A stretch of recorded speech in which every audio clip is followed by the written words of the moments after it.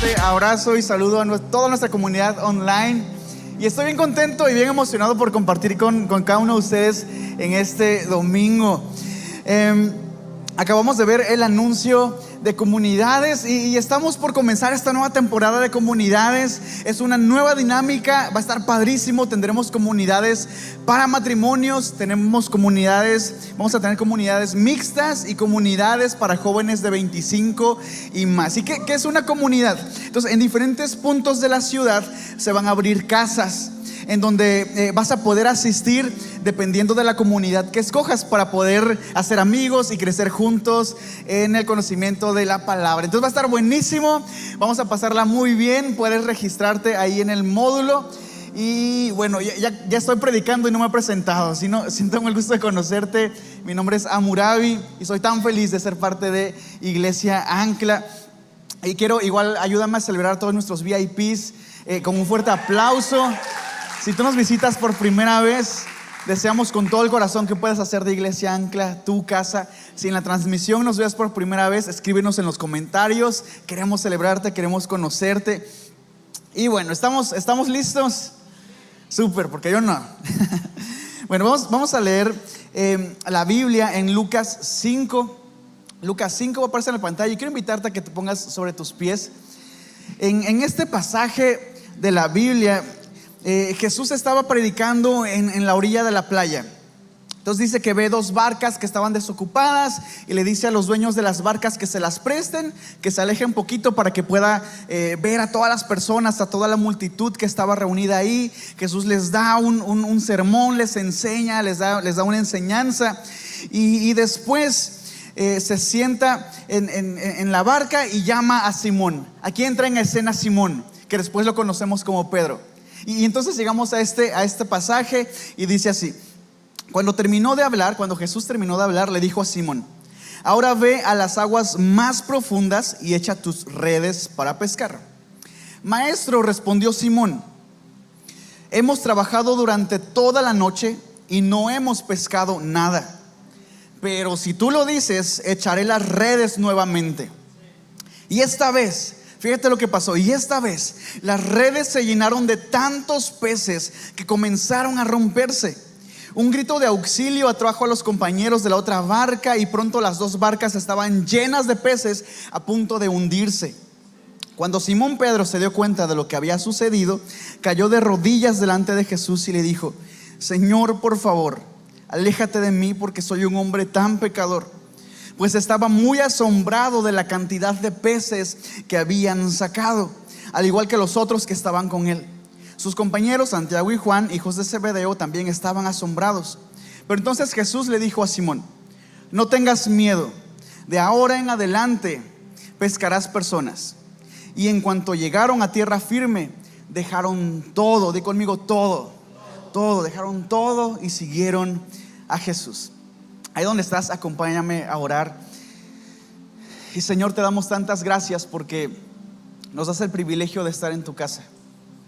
Gracias, Señor, porque a pesar de las inclemencias del clima, pero en nuestro corazón anhelamos algo de parte tuya y sé que hoy se nos será dado. Hoy te pedimos esto, háblanos, Señor, y déjanos recibir lo que tienes para darnos hoy, en el nombre de Jesús.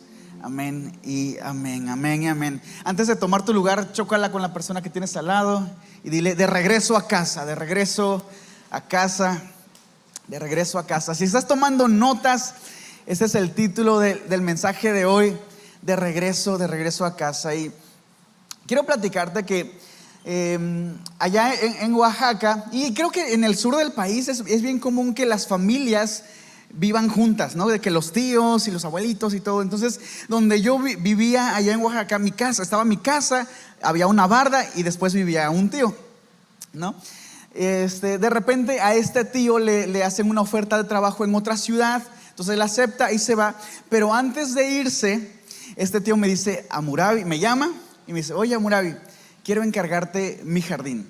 Sí, para darte contexto, mi tío entró en esa etapa de edad, no sé cuántos de aquí ya están en esa etapa, donde les gusta tener muchas plantas y cuidar los arbolitos y sembrar pasto. Entonces mi tío tenía su jardín bien bonito.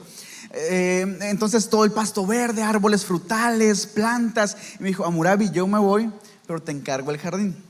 Y yo dije: sí, tío, usted no se preocupe, usted tiene al sobrino más responsable, que ama los jardines, que va a regar sus plantas. Y bueno, entonces se va mi tío, y te prometo que regué el jardín y estuve cuidándolo como 2 o 3, lo regué como 2 o 3 veces. Y entonces llega la época de Navidad. Entonces regresa mi tío para pasar las fiestas con la familia.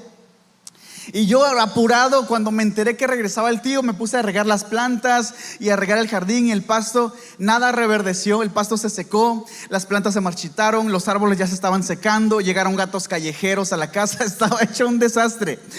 Y de repente llega el tío, entra a su casa y todo bien. De repente va el tío a mi casa, se cruza así nomás la barda, llega a la casa con las manos atrás. En ese momento, yo con tanta vergüenza sentía que mi tío iba a sacar un cachetadón. Pero ¿sabes qué sucedió? Me llamó, me dijo: Hammurabi, ven. Y yo con las piernas todas temblorosas fui, me puse enfrente de mi tío y me dijo: Hammurabi, gracias por lo que pudiste hacer por el jardín hasta este momento. Y mira, te traje algo. Y sacó un regalito que tenía una caja forrada con un moño, era un reloj muy bonito. Me dijo: muchas gracias por lo que has hecho hasta ahora. Y en ese momento se me llenaron los ojos de lágrimas y me sentí tan avergonzado, me sentí bien pecador, me sentí el más indigno. Y no hice más que poder abrazar al tío y decirle: gracias, tío. Y regué el jardín como otras 2 o 3 veces. Pero no sé si te ha pasado algo parecido. Esas veces en las que alguien te encarga una tarea y por algún descuido o algún error nuestro terminamos haciéndolo mal. Quiero que recuerdes esa vez donde te encargaron una sola cosa, una cosa nada más, pero por descuido o por algún error o algo que pasó, la terminamos regando. ¿Te acuerdas cómo se siente? ¿Cómo se siente? Yo sentí una combinación entre pena, entre vergüenza. Me sentí así bien pecador, bien mal. Y me dio un regalo aun cuando yo no lo merecía, aun cuando no había obedecido la instrucción que él me había dado, aun cuando yo me había comprometido a dar lo mejor de mí para cuidar el jardín. Sacó un regalo y me lo dio. Aun cuando había personas mejores para cumplir la tarea. Aún pienso que mi sobrino de 4 años pudo haber hecho algo mejor que yo. Pero sabes, eso se llama gracia. Eso se llama gracia. Y es lo mismo que sucede entre nosotros y Dios.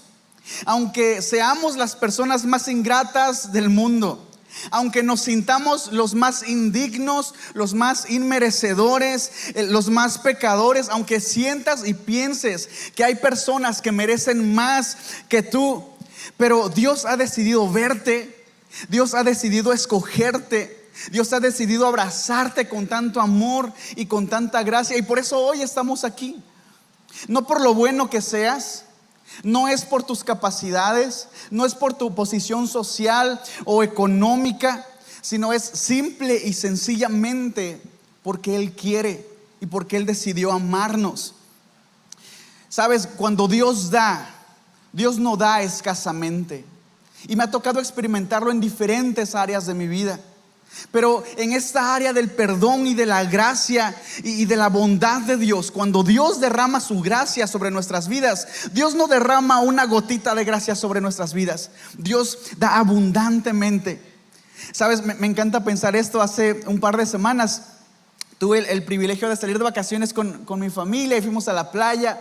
Y me dio mucha risa porque voy a quemar a alguien de mi familia. Estaba viendo a mi papá y que se metió al mar. Para los que conocen por allá en el sur, las olas son muy, muy grandes. Y entonces de repente se metió mi papá al mar y ya no lo veíamos. Y de repente vimos que una ola lo sacó. Y mientras intentaba pararse, lo jaló otra vez. Se venía otra ola. Y mientras intentaba pararse, otra ola. Y nos dio muchísima risa. Y tenemos un video de eso, pero no lo vamos a proyectar. Pero me encanta pensar esto, que el amor y la gracia de Dios se derrama sobre nuestras vidas como olas. Ni bien vienes saliendo de una ola de la gracia de Dios y ya viene otra, y de repente viene otra y otra y otra ola de la gracia y la bondad de Dios sobre nuestras vidas. aún siendo los más indignos, aún sintiéndonos los más inmerecedores, pero Dios ha decidido amarnos, Dios ha decidido amarte, Dios ha decidido derramar todo su amor y toda su gracia sobre nuestras vidas, porque Él quiere tener nuestro corazón. Pero es que, Hammurabi, tú no sabes cómo está mi vida, no sabes en lo que estoy metido, no sabes lo que estoy haciendo, no sabes con qué estoy luchando, no sabes con qué estoy batallando. Y sí, no lo sé, pero Dios lo sabe, Dios lo conoce todo. No podemos ocultar nada delante de Él, pero aún así Él ha decidido amarte, porque no depende de nosotros, no depende de nuestras capacidades, no depende de nuestras habilidades o de nuestro amor por Él. Él ha decidido darlo todo por cada uno de nosotros. Y me encanta esta historia de Pedro, un hombre fuerte, experimentado en la pesca, un hombre rudo, con determinación, con carácter fuerte. Él estaba trabajando cuando Jesús lo llamó. Él estaba limpiando sus redes, había pasado toda la noche anterior tratando de pescar algo. Él no estaba en un retiro espiritual, no estaba en un trance espiritual. Él estaba trabajando. Era un día normal en su vida, era un día más en su calendario. Pero de pronto llega Jesús, entra en escena Jesús y le hace una invitación que cambiaría su vida para siempre. Sígueme, sígueme y ahora te haré pescador de hombres. Sígueme y ahora todo lo que sabes hacer para pescar hombres lo vas a usar para atraer personas hacia Dios, hacia mí. Y dice la Biblia que Pedro, dejándolo todo, le siguió. Y eso me hace pensar a mí que no necesitamos estar en un año sabático, no necesitamos estar en un retiro espiritual para escuchar la voz de Dios, para escuchar el llamado de Dios. En nuestra vida cotidiana, día tras día, Dios está hablando a nuestras vidas. Aquí la cuestión es qué tan afinados tenemos nuestros oídos a su voz. Pedro estaba trabajando, era un día normal de trabajo para él. Y de repente entra Jesús. Tal vez mañana o el miércoles o el martes Dios va a estar hablando a tu corazón y Dios va a estar haciendo algo en tu vida y en tu familia. Porque sabes, Dios es un Dios que está en movimiento. Dios no es un Dios estático que está enojado con todo el mundo. Dios está en movimiento y ahora mismo Él está haciendo algo en nuestras vidas, en nuestras familias, en nuestra ciudad. Pero qué tan sensibles estamos siendo para escuchar su voz y para seguirlo. Y a lo largo de la Biblia vemos tantos episodios en la historia de Pedro, en la vida de Pedro. Después de que Jesús lo llama, vemos a un Pedro empoderado, a un Pedro apasionado por seguir los pasos de su maestro, de Jesús. Pedro había tenido un encuentro con Dios y estaba dispuesto a comerse el mundo entero. Vemos a un Pedro que no se separaba de Jesús y que estaba con él en los momentos más importantes de su ministerio. Vemos a un Pedro estando con Jesús en la transfiguración. Dice la Biblia que Jesús sube a una montaña con Pedro y otros dos de sus discípulos y ahí muestra su divinidad. Y ahí estaba Pedro. En otra escena vemos a un Pedro caminando sobre el agua. En otra escena vemos a Pedro diciéndole a Jesús: Maestro, yo no te voy a dejar, te voy a acompañar hasta el final, hasta las últimas consecuencias. En otro pasaje, en Juan 6:68, escuchamos a Pedro decir esto: ¿y a quién seguiremos, Señor? Solo tus palabras dan vida eterna. Solo tus palabras dan vida eterna. ¿Y cuántos de nosotros tal vez nos identificamos con Pedro?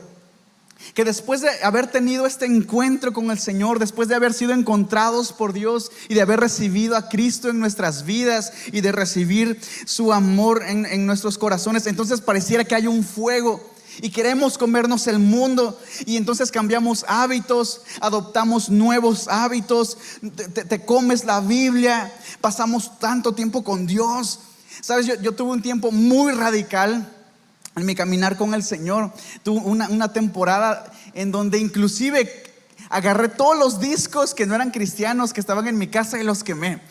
Mis hermanos perdieron los discos, ellos no saben qué pasó, pero la verdad que yo los quemé. Me acuerdo también que yo era de los primeros en llegar a la iglesia, de los últimos en salir. Buscaba cualquier pretexto para estar siempre ahí presente. Me acuerdo que en las madrugadas me marcaba con algunos amigos para despertarnos y pasar un tiempo en oración, cada quien en sus casas. Tenía largas jornadas de oración, de ayuno, y buscaba todas las formas posibles de estar conectado con Jesús. Pues ¿a quién podemos ir? ¿A dónde más podemos ir?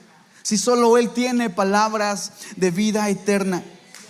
Solamente Él tiene palabras de vida eterna.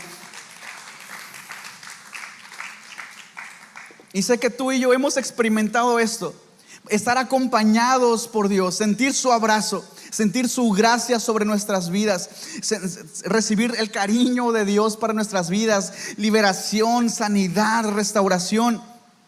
Pero no todo siempre es de color de rosa. Nuestro caminar con el Señor no siempre es color de rosa.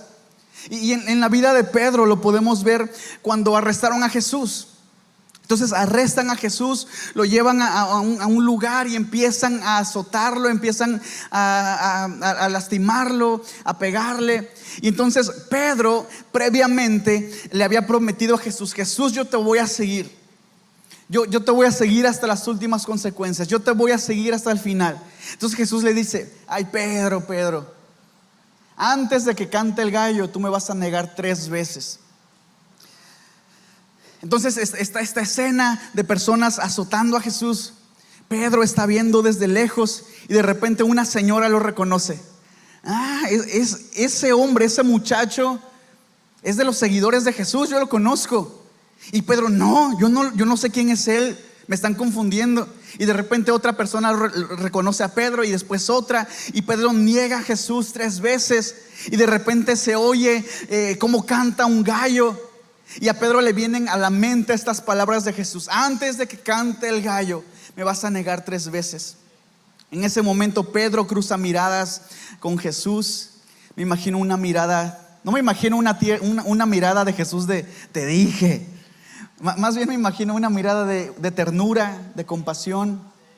En ese momento dice la Biblia que Pedro salió de aquel lugar y se puso a llorar con mucha tristeza. Imagínate esto: Pedro prometiéndole a Jesús jamás dejarlo, jamás abandonarlo, seguirlo hasta el fin. Pero ante todos los señalamientos sobre Pedro decide negarlo. Decide negar a su mejor amigo, negar a su maestro, el hombre que había estado con Jesús en los momentos más importantes de su ministerio, el hombre más que en algún momento era el más apasionado, el más radical, el que prometió jamás dejar a su mejor amigo. Dijo: no, yo no lo conozco. ¿Cómo se debió sentir Pedro en ese momento? Tal vez como un traidor, como un hipócrita, indigno, inmerecedor, insuficiente. Pero ¿cuántas veces nosotros hemos pasado por esta misma escena? Volver a abrir esa página que prometiste no volver a abrir. Volver a ver esa persona que juraste que no volverías a ver. Retomando ese hábito tóxico, volviendo a tener actitudes que prometiste ya no volver a tener. Volver a caer en esa práctica de la que ya habías dejado hace muchísimo tiempo. O tal vez se ve como indiferencia, tal vez se ve como falta de pasión, como vivir una vida rutinaria en donde ya no hay tiempo para Dios, donde había tanta pasión en un inicio y hoy solamente nos conformamos con lo que podemos agarrar los domingos. Pero Pedro se hizo consciente de lo que había hecho, y quizá pudo haber pensado: es que soy un traidor, soy un hipócrita, soy un indigno, soy un inmerecedor. Pero ¿será que acaso en algún momento Pedro fue digno? ¿Acaso en algún momento Pedro fue merecedor? Claro que no, en ningún momento. Y después de haber fallado, Pedro regresa a su vida anterior, a su vida antigua, al lugar de donde había salido, a su zona de confort, al lugar donde ya era un experto, regresa a la pesca. ¿Qué le quedaba a Pedro? El futuro se veía incierto. Habían asesinado a su maestro. Había fallado, pero ¿qué más le quedaba más que regresar al lugar de antes? Pero lo que él no se había dado cuenta es que en su corazón, cuando él tuvo ese encuentro con Jesús, se había encendido una llama, se había encendido una chispa de pasión que ardía como un sello en su corazón. Y había una llama que, aunque él quisiera o intentara disimular o apagar, pero seguía ardiendo por Dios.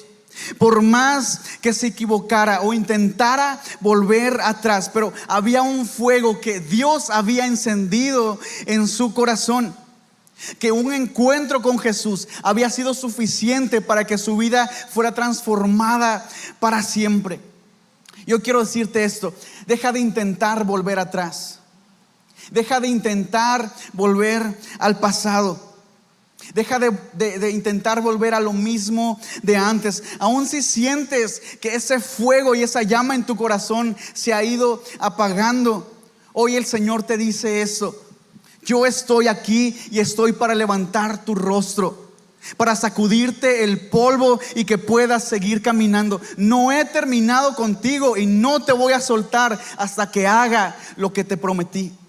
El Señor no te va a soltar y el Señor no te va a abandonar hasta que haga lo que te prometió, hasta que cumpla su propósito sobre nuestras vidas.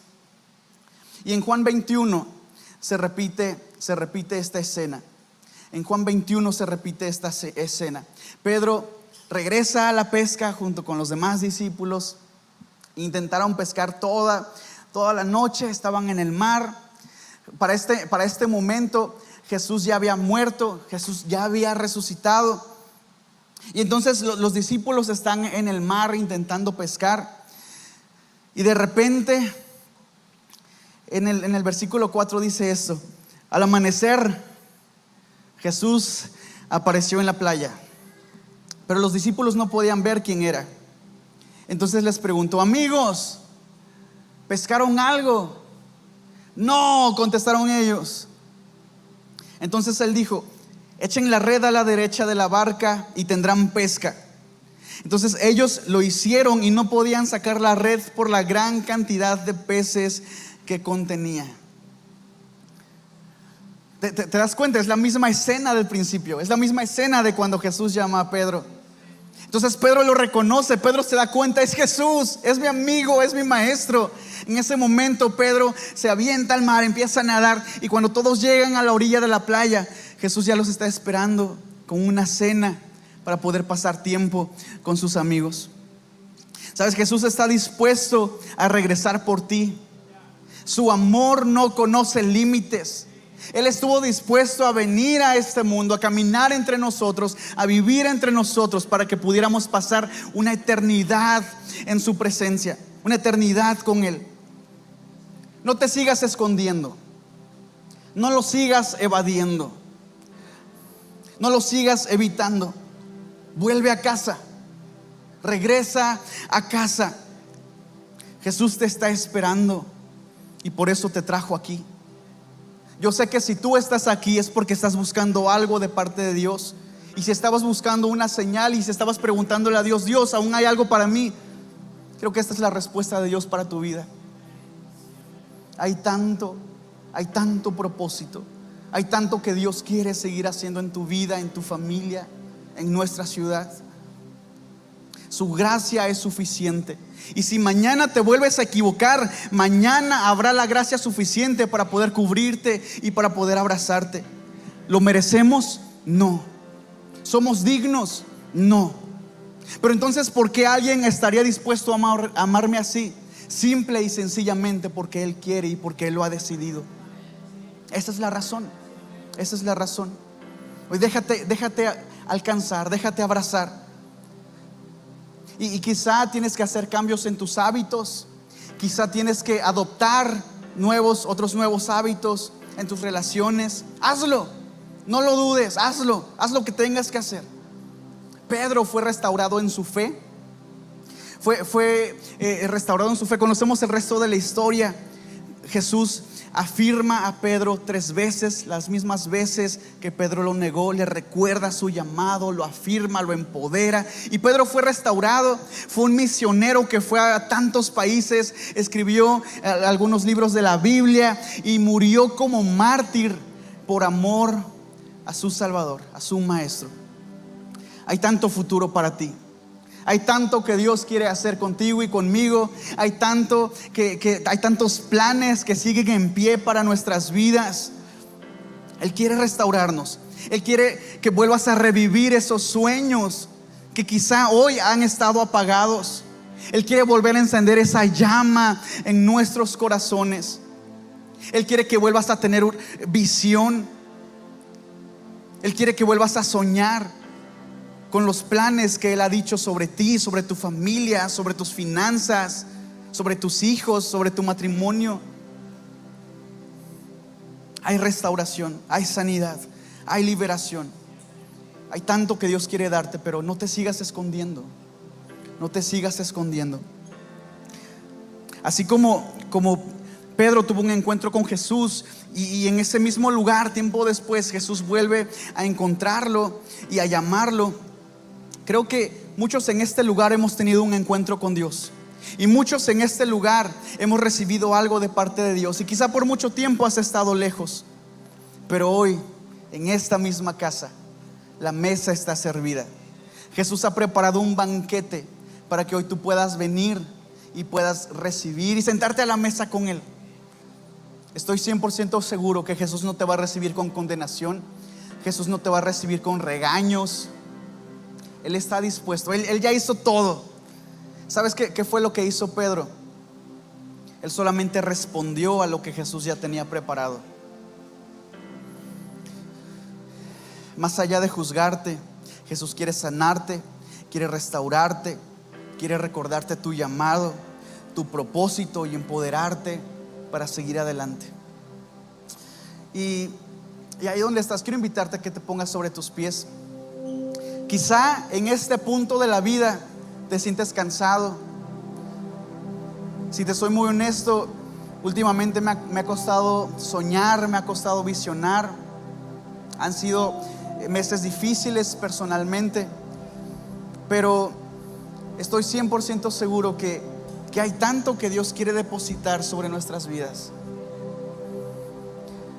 Hay tantos sueños que Dios quiere revivir. Hay visión que Dios quiere darte. Y me encanta porque Dios no te va a soltar. Dios no nos va a soltar. Por más que intentes huir, por más que intentes esconderte o alejarte, pero el Señor te ama tanto. Y por eso hoy estás aquí, porque Él ya preparó el banquete para que solamente puedas venir y disfrutarlo. Déjame orar por ti. Si te sientes cansado, si te sientes agobiado, si te sientes frustrado, si sientes que te has equivocado y que no hay esperanza, que no hay futuro, solamente levanta tus manos y vamos a orar juntos. Y Señor, te doy tantas gracias porque tú eres un Dios de segundas oportunidades. Gracias, Señor, porque esa misma gracia con la que nos llamaste es la misma gracia que nos sostiene hoy. Y es la misma gracia que nos sostiene. Es la misma gracia que nos levanta. Es la misma gracia que nos restaura. Dios, y hoy oro por cada uno de tus hijos en este lugar y las personas que nos están viendo en casa. Hoy oro, Señor, que tu amor y que tu gracia sea trayendo restauración. En el nombre de Jesús, Señor, en el nombre de Jesús declaro y creo, Señor, que tú levantas nuestras cabezas, que tú quitas la vergüenza de sobre nuestras cabezas, Señor, y traes paz. Infundes aliento, infundes un nuevo ánimo, infundes una nueva gracia, una nueva fe, una nueva unción sobre nuestras vidas. Y creemos, Señor, que volvemos a soñar, que esos sueños que estaban muertos reverdecen, que esa visión que estaba perdida vuelve a tomar sentido, Señor. Que nuestros corazones vuelven a reenfocarse para buscarte a ti y para seguir tus planes y tus propósitos sobre nuestras vidas. Dios, te amamos porque a pesar de ser indignos e inmerecedores, pero somos amados por un Dios grandioso. Te amamos, Dios, te amamos, en tu nombre oramos.